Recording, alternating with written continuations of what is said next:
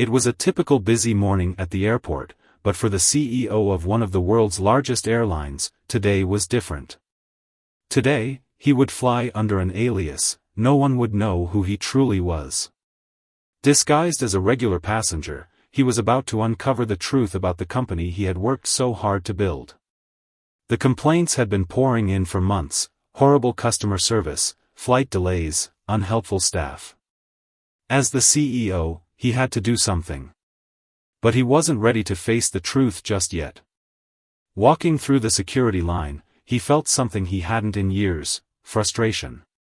He was just another person in line, waiting to be processed, and it felt like the first crack in his pristine world of first-class lounges and private jets. The people around him were huffing and puffing, rushing from one point to the next, their patience wearing thin. He couldn't blame them. The complaints he'd heard were all too real, and he knew that many passengers would be enduring what he was about to witness. Finally, he stepped up to the counter to check in. The employee, who looked barely out of her teenage years, greeted him with a half-hearted smile that quickly faded as she scanned his ticket. She barely looked up from her computer, answering with a rote, "Your flight is on time, sir. Enjoy your trip." But there was no warmth in her words, no sense of caring. This was exactly what had been reported, and it only fueled his curiosity. How could a multi-billion-dollar airline let this happen? Sitting in the terminal, waiting for his flight to board, the CEO began observing. The tired eyes of the employees, the frustration in the passengers' voices, it was all too much to ignore. The airline he had worked for was in serious trouble, and no one seemed to care.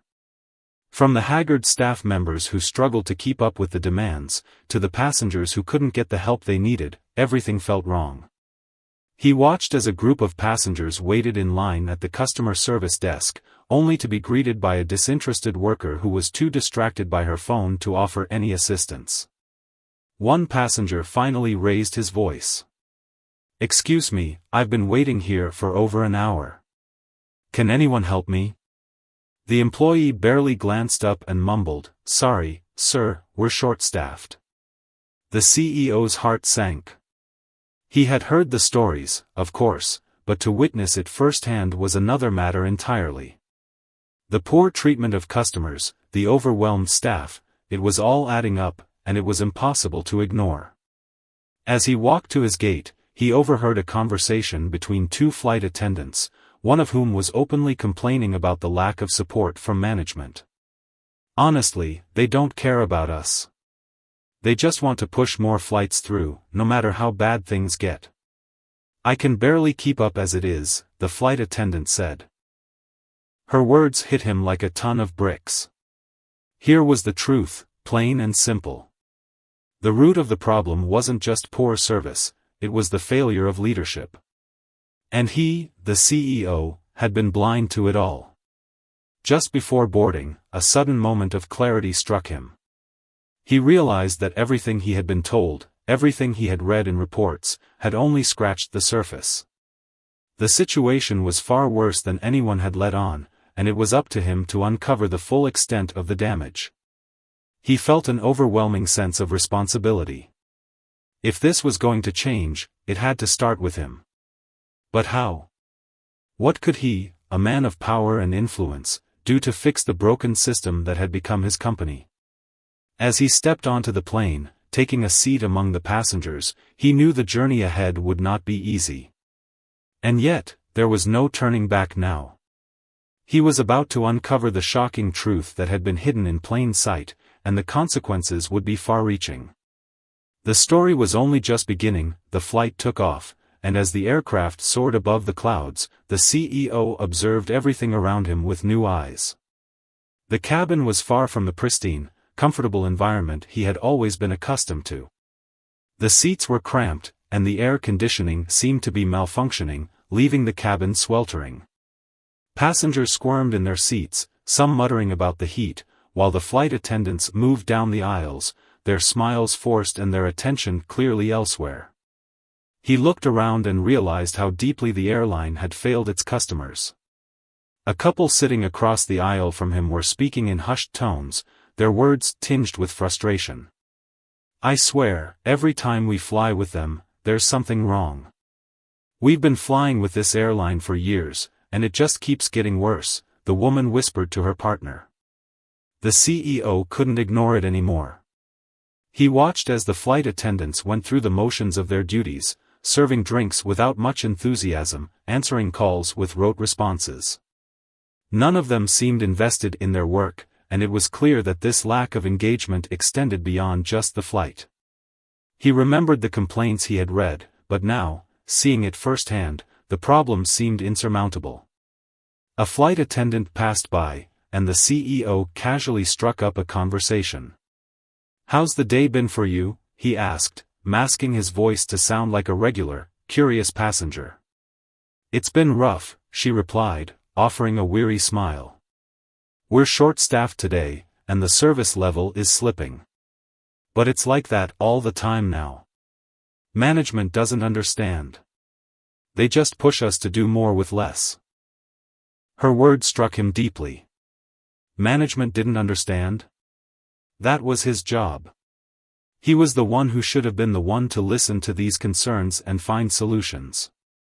But instead, he had been removed, detached, only concerned with bottom lines and profitability.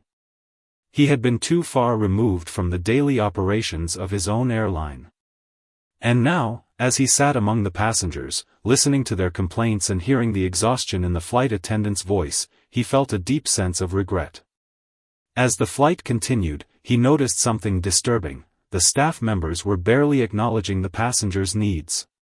An elderly woman in the front row had been pressing the call button for minutes, but no one seemed to respond. Finally, she stood up, walking to the galley with difficulty.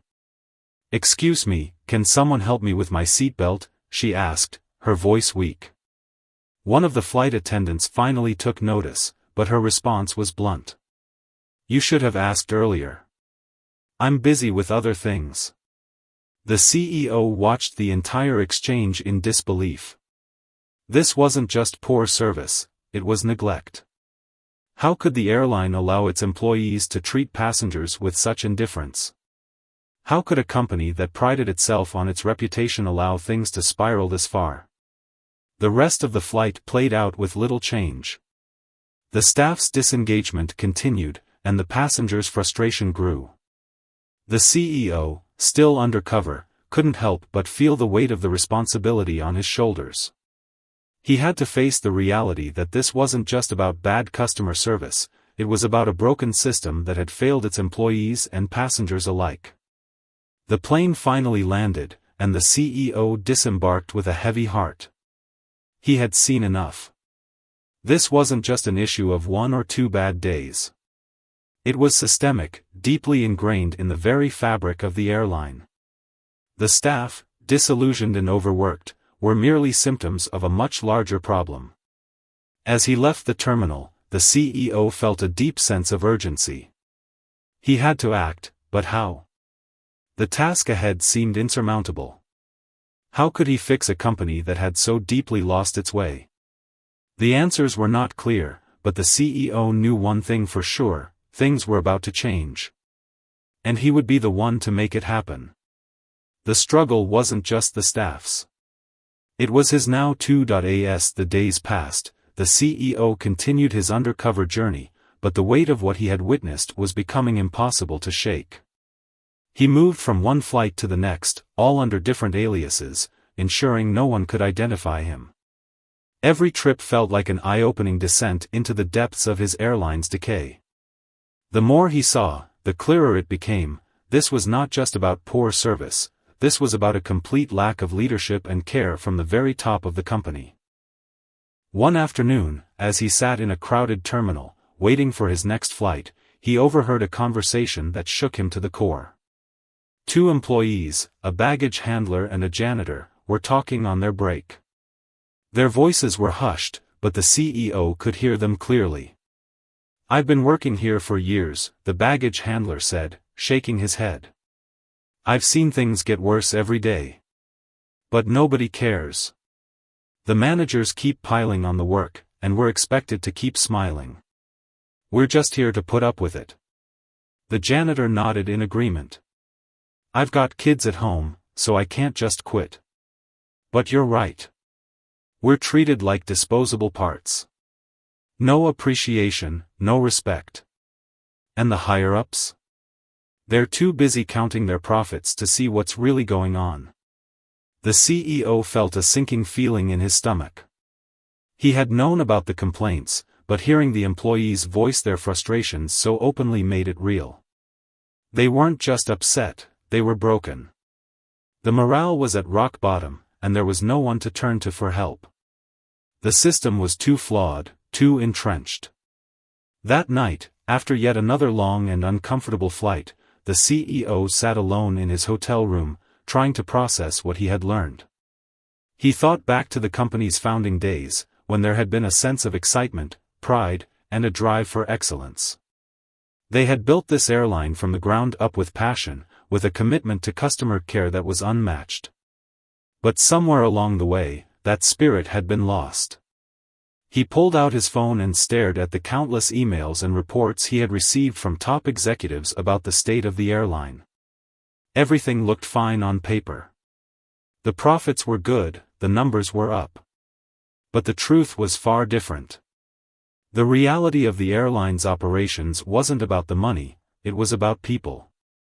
The employees, the customers, and himself. They had all been left behind.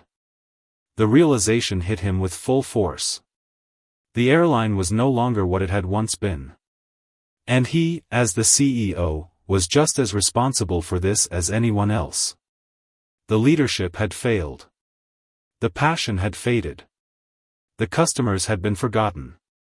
But what struck him the most was the personal realization that had begun to form in his mind. He had been so focused on running a profitable business that he had forgotten the true essence of leadership.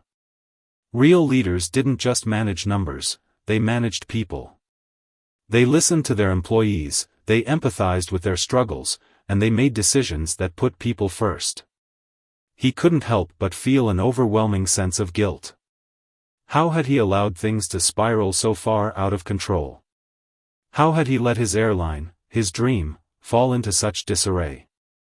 It was a harsh pill to swallow, but it was the truth. And now, there was no turning back. He knew what he had to do. It wasn't going to be easy, and it wasn't going to be quick. But the CEO realized that the first step in fixing his airline was fixing himself. He would need to lead with empathy, not authority. He would need to listen, truly listen, to his employees, his customers, and most importantly, to himself. But before he could do anything, he needed to confront the larger issue at hand, the complete breakdown of the company's culture. He couldn't change the course of the airline by just changing a few policies or throwing more money at the problem. No, the change had to come from the heart of the business itself. And that meant taking on the biggest challenge of all, restoring trust. The journey ahead would be long, but now, for the first time in what felt like forever, the CEO felt a sense of purpose. The stakes had never been higher, and it was time to fix what had been broken. The road would be difficult, but he was finally ready to walk it. What happened next would determine the fate of the airline, and perhaps, even more importantly, his own legacy as a leader. The CEO's days undercover were wearing thin, but his resolve was only growing stronger. The more he saw, the clearer it became, the airline's problems were not just logistical, they were rooted in leadership failure. As he moved through the daily motions, listening to passengers and observing the actions of employees, he realized just how much damage had been done by a lack of attention and accountability at every level. But he also knew that if he truly wanted to make a difference, he had to take more drastic steps. One afternoon, while sitting in a crowded airport lounge, he overheard a conversation between two senior managers. They were speaking in hushed tones, but it was impossible not to hear the frustration in their voices. "I don't know how much longer I can keep doing this," one manager said, rubbing his forehead in exhaustion. "They keep cutting costs, pushing us harder, and the staff can't keep up. We're getting more complaints every week, but there's no budget for new hires or proper training." The second manager sighed. "It's all about the bottom line, isn't it? The executives don't care about the people who work here. They just want to squeeze out profits, no matter what it costs. The CEO's heart sank. These were the people running his airline. These were the managers who were supposed to lead by example, inspire the staff, and ensure that everything ran smoothly.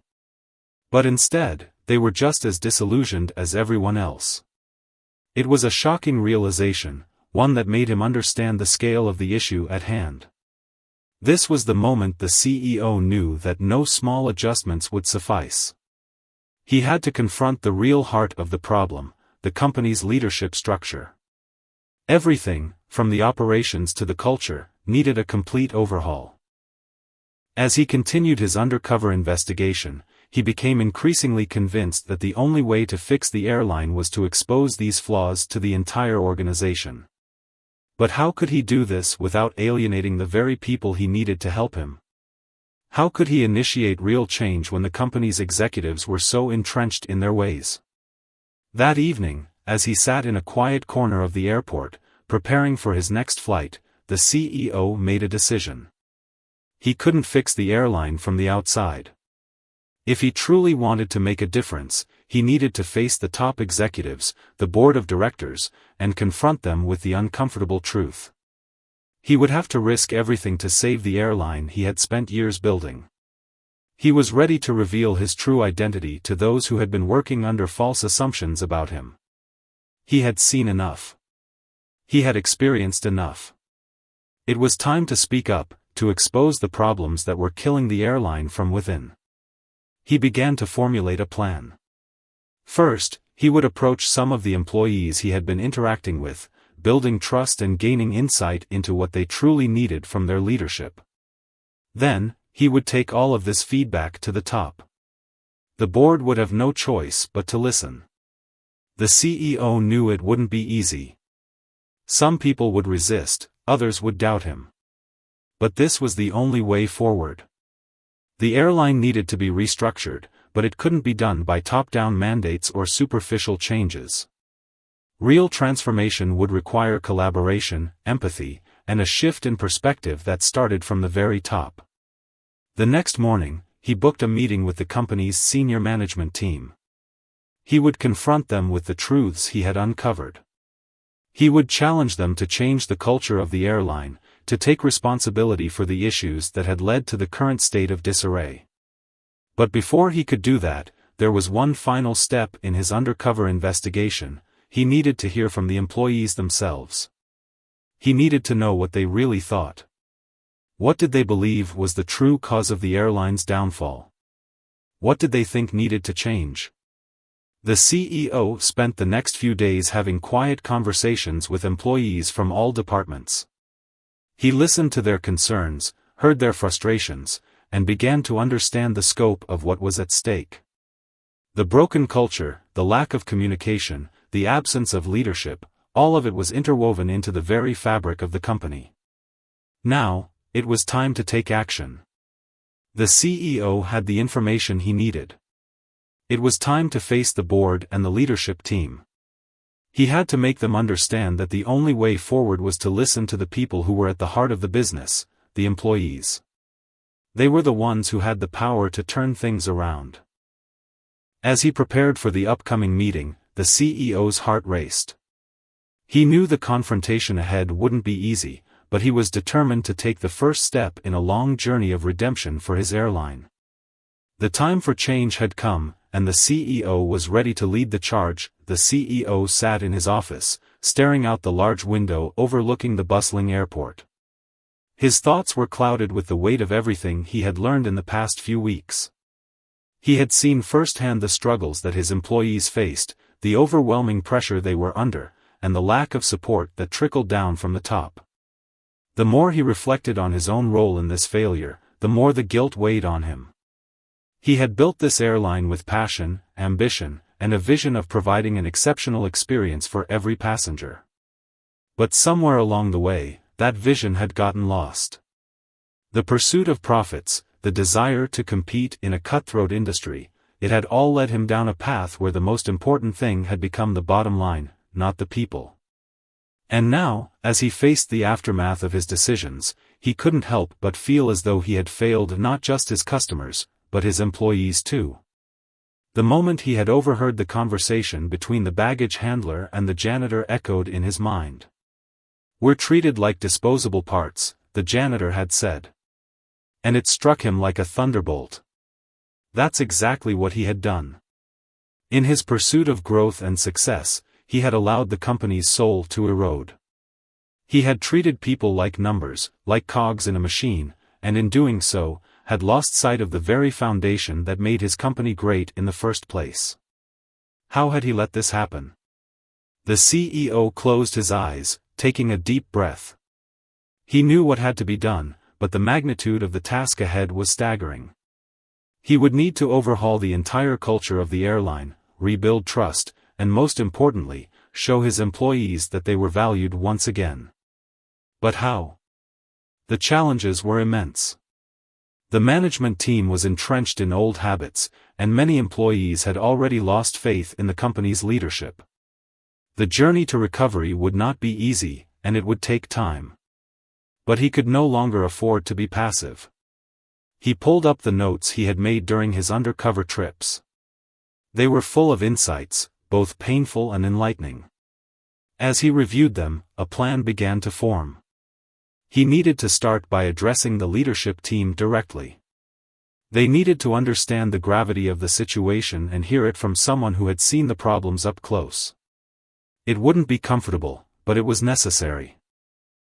The CEO also realized that he needed to reach out to the employees who had confided in him. Their voices had to be heard.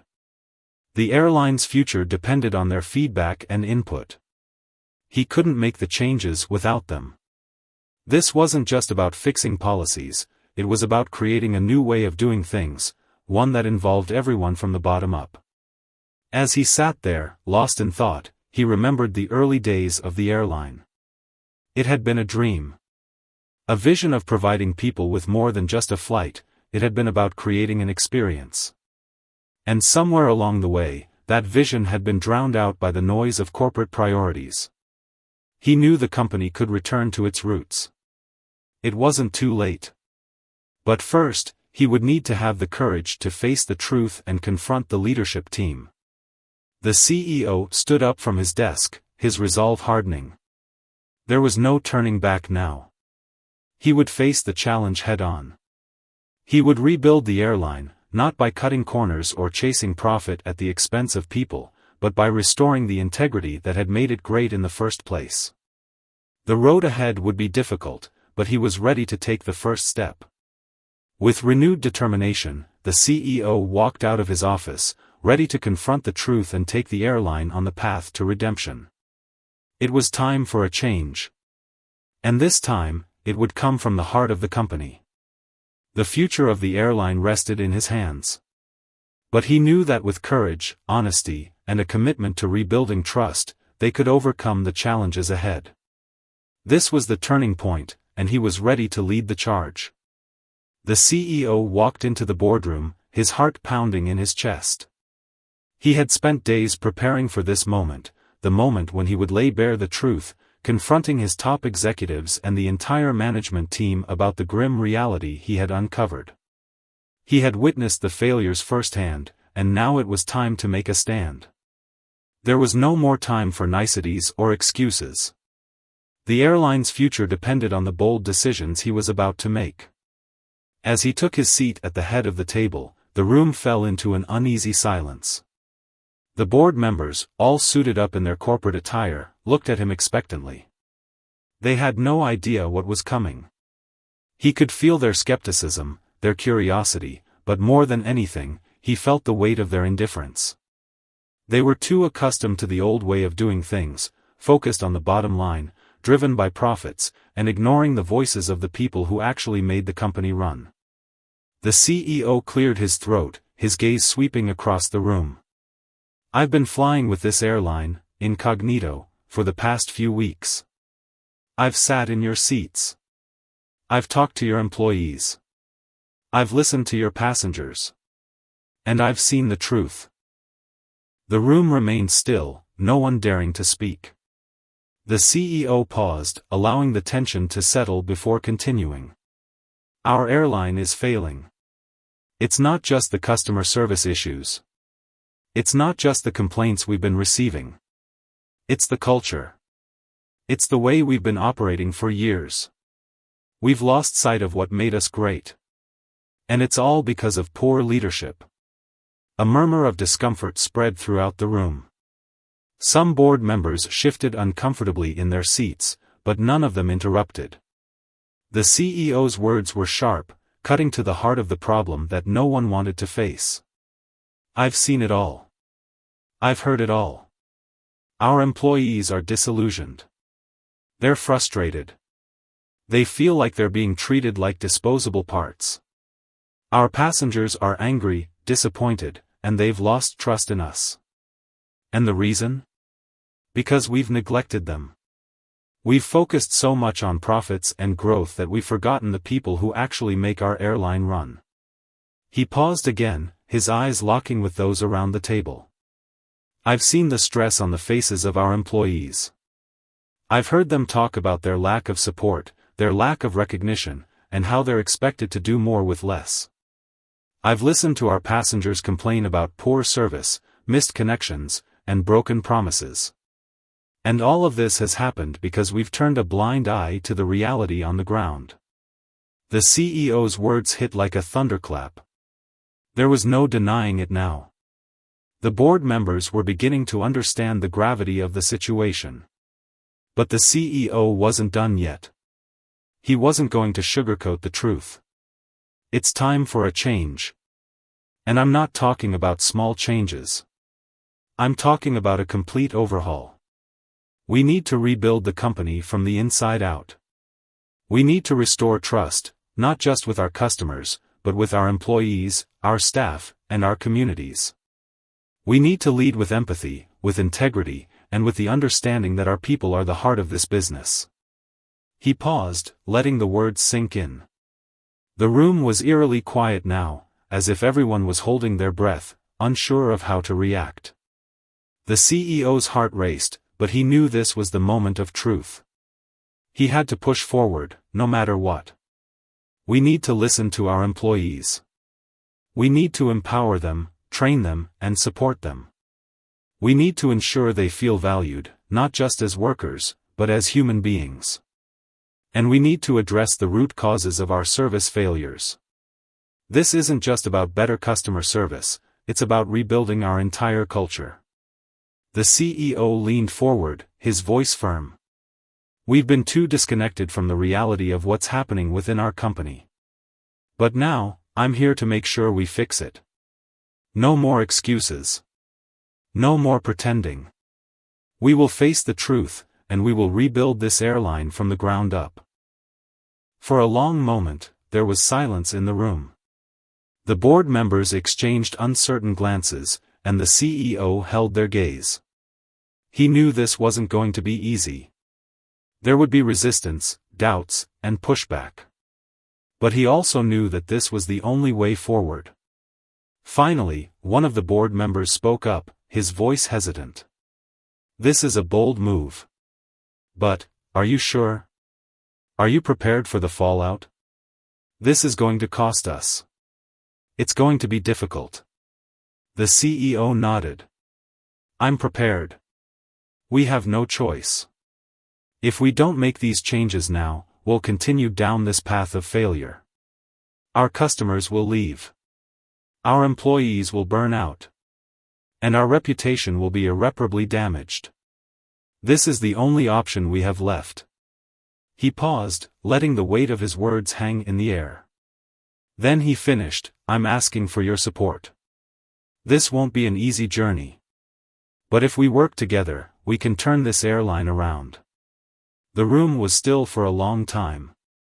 And then, slowly, one by one, the board members nodded.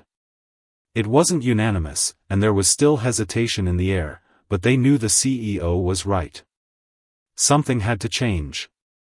The decision had been made. The journey to recovery had begun.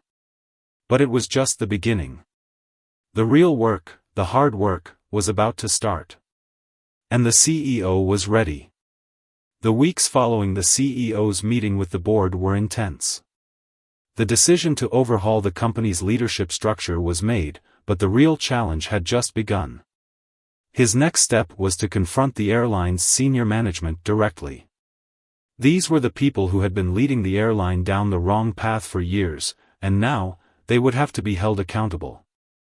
The CEO called for a meeting with the senior leadership team, the department heads, the managers, and the executives who had, for so long, prioritized profits over people. He knew it wouldn't be easy. After all, these were the people who had helped build the airline to its current size. But the truth was clear, they were also the ones who had failed it. As he walked into the boardroom, the CEO could sense the tension in the air. The room was filled with the faces of people who were about to hear truths they had been avoiding for far too long. There was an air of defensiveness, a palpable sense that no one wanted to be the first to speak. The CEO's gaze swept across the table, his expression calm but resolute. "I've been listening," he began, his voice steady and firm. "I've been listening to our employees, our passengers, and I've seen with my own eyes what's happening inside this company. The truth is, we've lost our way." He paused, letting his words sink in. The silence that followed was thick, and no one dared to interrupt. The senior management team exchanged uneasy glances, but the CEO pushed forward. "We've ignored the concerns of our staff. We've neglected our passengers. And we've prioritized the wrong things for far too long. We've been too focused on growth, on profits, on numbers. But what we've failed to realize is that without a strong foundation of trust, both within our company and with our customers, we are nothing." The CEO could see some of the executives squirm in their seats. Their expressions ranged from anger to shame, but no one spoke up. He wasn't expecting them to agree with him right away. This wasn't going to be an easy conversation. "For years, we've pushed our employees to do more with less. We've overworked them. We've treated them like they're replaceable. And for what? So we could make a few more dollars. This ends now." He looked directly at the head of operations, the one who had been overseeing the constant pressure on the staff. "You've pushed them to their limits. And it's taken a toll. It's time for you to take responsibility. We're not going to pretend that this is just about a few mistakes or miscommunications. It's about a deep systemic failure." The room was dead quiet now. The tension was palpable. The CEO's words were sharp, and the truth stung. "I'm not here to sugarcoat things," he continued. "I'm here because I believe in this airline. I believe in what we once were. But we can't move forward if we keep living in denial. It's time to change. It's time to put people first, our employees and our customers. And that means a complete restructuring of how we operate." There was a long pause before one of the senior executives finally spoke up, their voice shaky but defiant. "You can't expect us to change everything overnight. We've been running this airline for years. It's going to take time." The CEO nodded, acknowledging the difficulty of the task ahead. "I know it won't be easy. But it has to start now. I'm not asking you to make drastic changes without a plan. What I'm asking for is honesty, responsibility, and a commitment to putting people first. We can't keep blaming the system or the economy or the passengers. We've allowed this to happen." He turned to the group, his gaze firm but compassionate. "We will start by listening to our employees. We will involve them in the decision-making process, from customer service improvements to the overall culture of the airline. They are the ones who know what's wrong. They are the ones who feel the strain every day. We need their voices. We will rebuild our culture from the ground up." Another executive spoke, this time with a bit more openness in their voice. "But what about the financial hit? We're already losing customers. We've cut costs in so many areas, how can we afford to make these changes?" The CEO leaned in, his voice resolute. We'll find the way. It's not about cutting costs anymore. It's about making an investment in our people and our brand. It's about rebuilding trust. We can't fix everything at once, but we can start by fixing the most important things. We will prioritize employee well-being, better training, improved communication, and customer service. These are the things that will bring our passengers back. As the meeting continued, the CEO outlined the first steps of the restructuring process. There would be new training programs, more resources for employees, and a complete overhaul of the customer service strategy. The senior management team would have to work alongside employees at every level to make these changes a reality. There was no room for resistance anymore. It was time to do the hard work. The meeting was long and intense, with many discussions about how to tackle the problems head-on. Some executives were still reluctant, while others were beginning to understand the depth of the changes required. But the CEO was unwavering. He wasn't about to back down. Before the meeting ended, he had one final word for the group: we're at a crossroads. We either rise to the challenge, or we watch this company crumble. The choice is ours. But I know one thing for sure: we cannot go back to the way things were. We will rebuild this airline. And we will do it together. The CEO left the room that day with a sense of determination he hadn't felt in a long time. There were many challenges ahead, but for the first time in years, he felt as though he was truly leading his company towards something better. The path to recovery was unclear, but the CEO was no longer alone in the fight. His team had heard the truth, and now, they would have to decide if they were willing to be part of the change. The journey ahead would be difficult, but one thing was certain: the CEO was ready to face whatever came next. The aftermath of the CEO's confrontation with the senior management team rippled throughout the entire organization. Word quickly spread that the airline was going through a monumental shift, and the employees, though uncertain, felt a flicker of hope that had been long absent. The CEO had shaken the foundations of the company, and now, it was time to begin the long and painful process of rebuilding. But not everyone was on board with the changes, and resistance began to rise from unexpected corners. In the days that followed, some of the senior management team members, particularly those who had been in charge of operations and customer service, began to push back. They had been comfortable in their roles for years, and the thought of changing everything, of being held accountable, was not something they embraced easily. Some of them whispered about the CEO's sudden, radical ideas, questioning his judgment. They had spent their careers navigating the airline industry with what they thought were practical solutions, and now this new direction felt like a betrayal. At the same time, many employees, especially those who had been silent for so long, felt a glimmer of excitement. They saw an opportunity to finally be heard. They saw a leader who wasn't just asking them to perform better but who was genuinely committed to creating an environment where they could thrive. But the fear of change still loomed over them. The airline had been a place where the employees' voices were often ignored, and for many, trust wasn't something that could be easily rebuilt.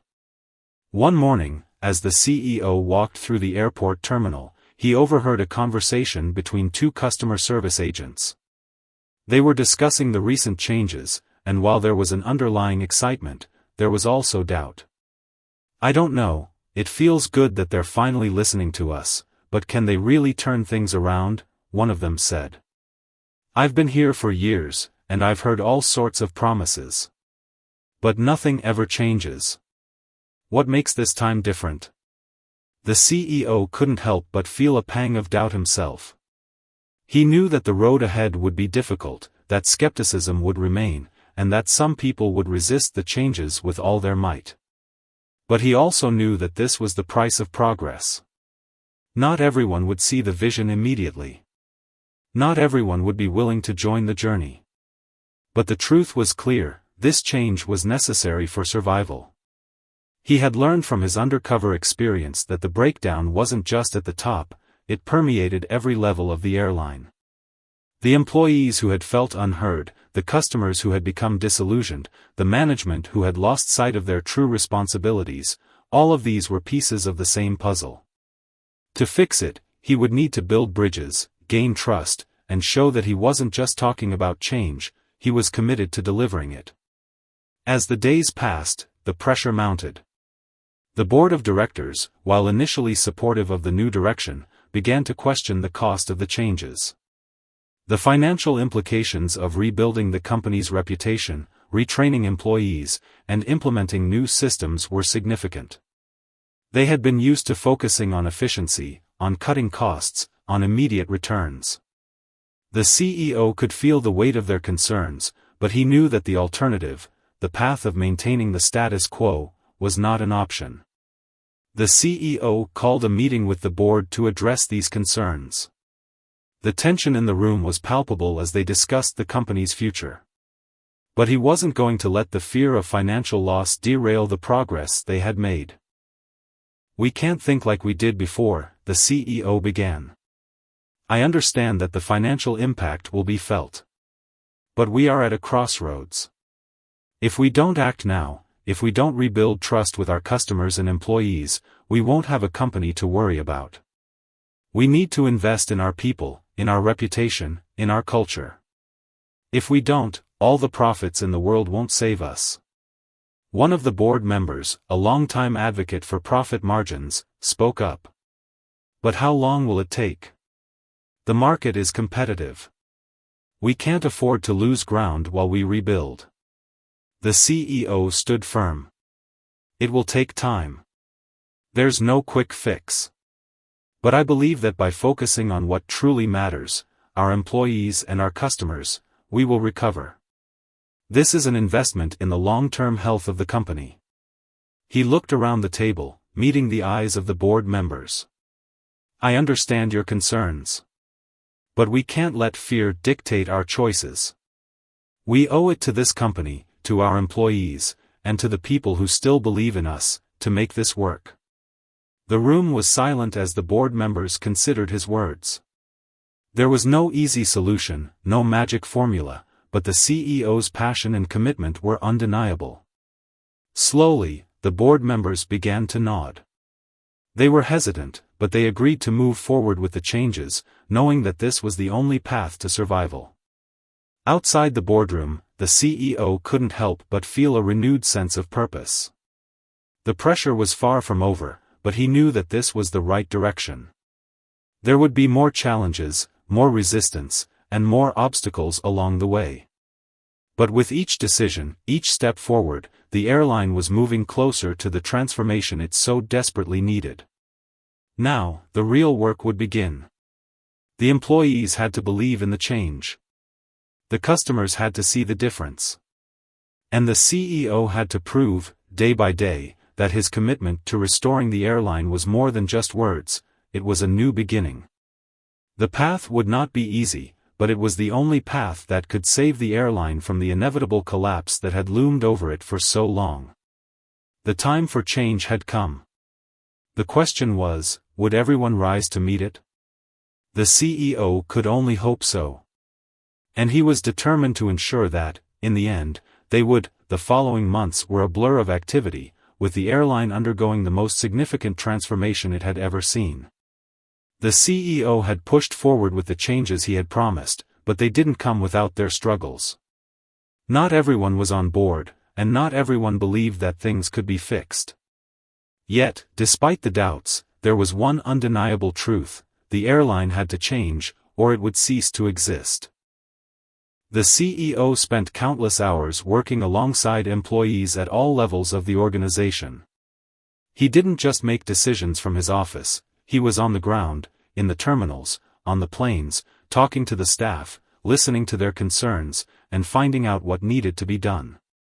He personally ensured that new training programs were implemented, focusing on empathy, communication, and customer care. The service culture that had once been lost began to return, slowly but steadily. There were moments of frustration when the process seemed too slow, when employees doubted the change, or when customers still voiced their complaints. But each small victory, a positive review, a compliment from a grateful passenger, a staff member's renewed enthusiasm, was a sign that they were on the right track.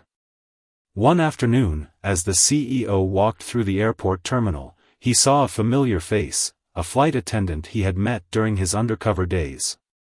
She smiled as she saw him walking toward her. "Sir," she said, nodding respectfully. "I just wanted to thank you. Things have changed so much since we last talked. We're all feeling more supported, and the customers are noticing the difference." The CEO smiled back, but it was a bittersweet smile. "I'm glad to hear that. You've all been working hard, and it's starting to show. We still have a long way to go, but I believe we're heading in the right direction." As he continued walking, the CEO couldn't help but reflect on the incredible journey that had brought him here. It hadn't been easy, and there were still obstacles to overcome, but the changes he had set in motion were beginning to take root.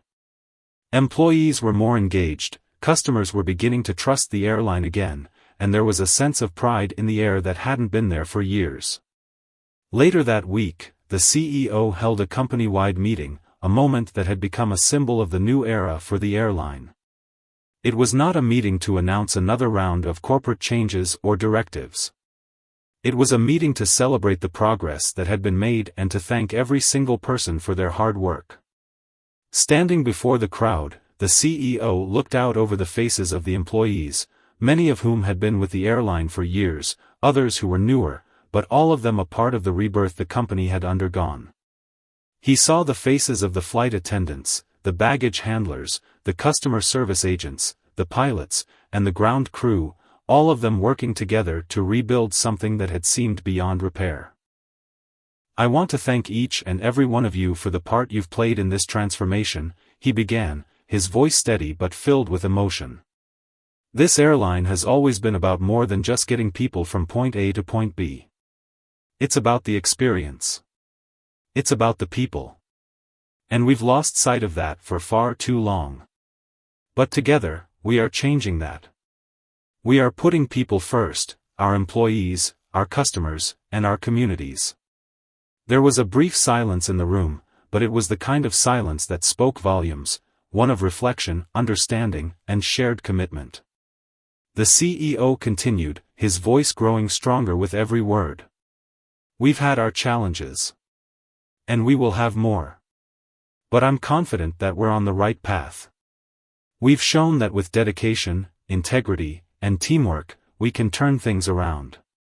And we will keep improving. We will keep evolving. But we do it together." The room erupted in applause, and the CEO felt a wave of pride wash over him. This wasn't just about fixing a company, it was about creating something lasting, something that would stand the test of time.